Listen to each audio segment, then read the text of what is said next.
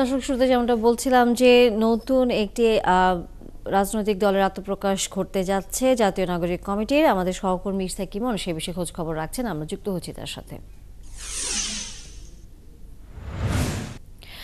ইমন, এই জাতীয় রাজনৈতিক কমিটির সদস্য কারা হচ্ছেন এবং একই সাথে সেখানে যারা এসেছেন সাধারণ মানুষ, তারা এই নতুন রাজনৈতিক দল নিয়ে কোনো মন্তব্য করেছেন কিনা এর মধ্যে?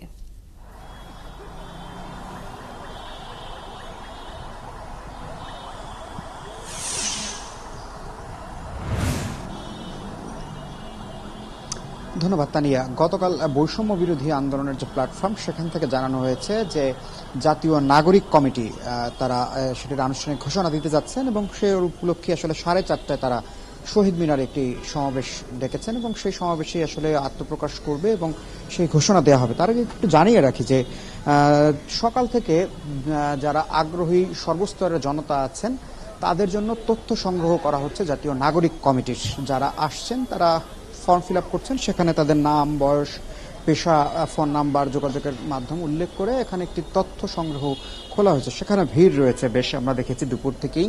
সেখানে যারা আসছেন আগ্রহী তারা এই যে প্ল্যাটফর্ম নাগরিক যে কমিটি গঠন হচ্ছে সেটির তারা সদস্য হচ্ছেন। যারা সদস্য সংগ্রহ করছেন এবং যারা আন্দোলনের সমন্বয়ক আছেন তারা কিন্তু, আমরা গত 4 তারিখে যখন টিএসসিতে তারা সংবাদ সম্মেলন করছিলেন তখনই কিছুটা ইঙ্গিত ছিল যে একটি রাজনৈতিক দলের দিকে তারা এগিয়ে যাচ্ছেন। এখন নাগরিক কমিটি গঠন হওয়ার পরে এখনই তারা এই রাজনৈতিক দল করার ঘোষণা দিচ্ছেন না, কিন্তু একটি রাজনৈতিক দল গঠনের যে প্রক্রিয়া সেটির যে ধাপগুলো আমরা দেখি সেরকম কিছুটা ধাপ উপলব্ধি করছেন এবং যারা এখানে ফর্ম ফিল আপ করছেন বা এর সদস্য হচ্ছেন তারা বলছেন যে এটি সামনে একটি রাজনৈতিক দলের দিকেই যাচ্ছে। সে লক্ষ্যেই তারা আসলে সেভাবে এই নাগরিক যে কমিটি সেই কমিটির আপাতত সদস্য হচ্ছেন। যেহেতু এখনো রাজনৈতিক দল গঠনের কোনো ঘোষণা তারা দেয়নি, সে কারণে এখন পর্যন্ত আমরা জাতীয় নাগরিক কমিটি হিসেবেই তাদেরকে ধরে নিচ্ছি। তারা বিভিন্ন বিষয়, বিশেষ করে গতকাল যে প্রেস রিলিজ আমাদের দেওয়া হয়েছে সেখানে বলা হয়েছে রাজনৈতিক বন্দোবস্ত, অর্থাৎ রাজনৈতিক বন্দোবস্তের কথা যেটি বলা হয়েছে সেটি আসলে একটি দলকে ইঙ্গিত করে। সেই ক্ষেত্রে যারা সদস্য হচ্ছেন তারাও এখানে আসছেন। আমরা দু একজন সদস্য যারা হচ্ছেন তাদের সাথে কথা বলছি।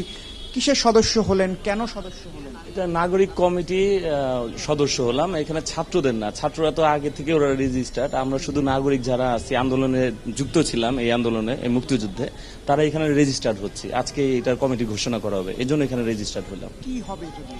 এটা আসলে আমরা সর্বাত্মকভাবে সামাজিক যে সেবা, স্বেচ্ছায় যে সেবাটা করতে চাচ্ছে সেটা অফিসিয়ালি এখন হবে। এর মধ্যে যেমন বিতর্ক তৈরি হতো, কে কার লিডিং এ, কে কিভাবে কমিটিতে আসবে, এই বিতর্কটা অবসান হবে। একটা নিয়ন্ত্রিত ভাবে এখন পুরো বাংলাদেশে কমিটি গঠন হলে আমরা সমাজ সেবায় সুন্দরভাবে কাজ করতে পারবো, তাছাড়া তো করতে পারতাম না। রাজনৈতিক দলের দিকে এগিয়ে যাওয়ার কোনো লক্ষ্য দেখেন কিনা? এটা তো পরবর্তীতেই বলবে। আমরা তো আপাতত সমাজ সেবা, স্বেচ্ছায় জীবন দেওয়ার জন্য, দেশ বাঁচানোর জন্য আসছি। এখন রাজনীতির দিকে যদি যায় সেটা সময় বলে দেবে। আপাতত তো রাজনীতির দিকে যাওয়ার কোনো সম্ভাবনা দেখতেছে না, কারণ বর্তমান কিছু রাজনৈতিক দল আছে তারা তো কার্যক্রমে আছে। এখন যদি আমাদের এই সংগঠনটাও রাজনৈতিক দিকে চলে যায় তাহলে তো একটা কনফ্লিক্ট অফ ইন্টারেস্টের মধ্যে চলে যাবে, সমস্যা না সেখানে? শুনছিলেন তানিয়া যে যারা এখানে আছেন, আমরা একটু বাইরের চিত্রটি দেখাই। এখানে যেরকম সদস্য সংগ্রহ চলছে, বাইরেও কিন্তু জমায়েত শুরু হয়েছে এবং শহীদ মিনারের একেবারেই সিঁড়ির বেদিতে কিন্তু জাতীয় নাগরিক কমিটির যে মঞ্চ, সেই মঞ্চ এরই মধ্যে প্রস্তুত হয়ে গেছেন এবং সেখানে শিক্ষার্থী এবং ছাত্র জনতা যারা রয়েছেন তারা কিন্তু আসছেন এবং তারা একটি প্রস্তুতি নিচ্ছেন। 4:30টায় সময়ে তাদের সময় দেয়া রয়েছে, অর্থাৎ নির্ধারিত সময় 4:30টা। নাগরিক কমিটিতে কারা থাকবেন তখনই মূলত এই ঘোষণাটি দেয়া হবে। মূলত সাধারণ। ধন্যবাদ ইস্তাকি মন। আমরা নিশ্চয়ই এই বিষয়ে আরো খবর আপনার হাতে এসে পৌঁছলে নিশ্চয়ই আমরা যুক্ত হব। দর্শক সহকর্মী ইস্তাকি মন ছিলেন এতক্ষণ আমাদের সাথে।